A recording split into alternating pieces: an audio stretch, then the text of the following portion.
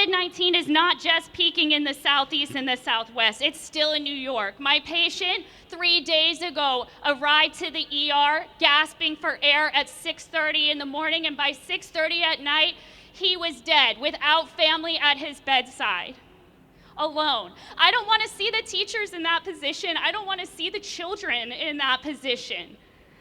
Every time rank and file workers stand up to demand policies that prevent the spread of COVID, you're saving lives that medicine cannot save.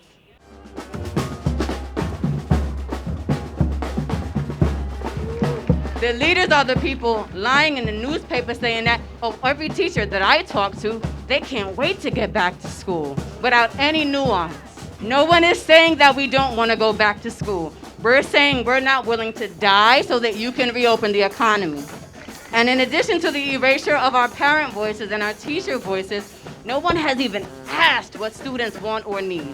There is no space made for students. At the mayoral level, the governor, forget about it. And the DOE does this performative dance around thing where they say, hey, we're gonna have you in the space and we're gonna let you talk, but then we're not gonna implement any of your ideas. At the federal level, I am tired of Betsy DeVos and her death cult.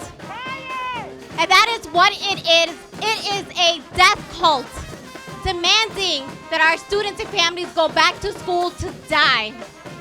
At the state level, what is the governor doing? I can tell you what the governor is doing. Just yesterday and today, he's been rubbing elbows with the rich, asking them to come back to New York City, telling them that he won't tax them. We received $1 billion in the CARES Act money for education for New York alone. And what Governor Cuomo did is that he cut the state funding exactly by that same amount.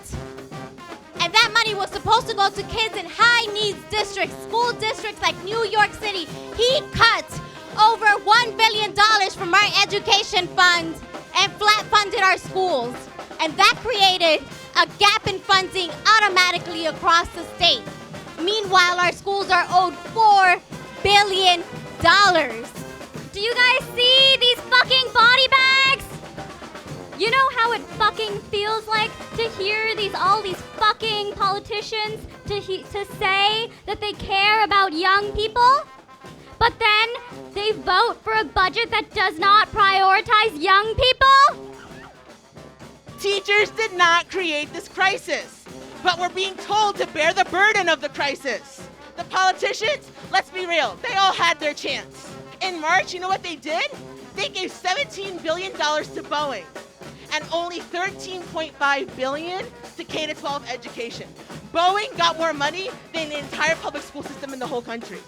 And right now, teachers, we are actively choosing to fight with parents and students and communities to get what we deserve, which is the right to live and survive. So in the words of Tupac, they got money for war, can't feed the poor. We're fired up, can't take it no more. Got money for war, can't feed the poor. Fired up, can't take it no more.